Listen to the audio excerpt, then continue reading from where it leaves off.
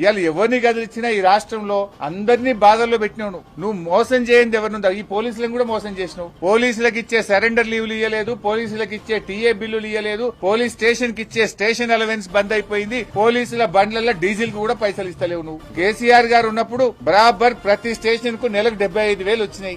3 నెలలకు surrender leave వచ్చింది, నెల టీఏ బిల్లులు వచ్చినాయి. నువ్వు పోలీసులు కూడా మోసం చేసినావు.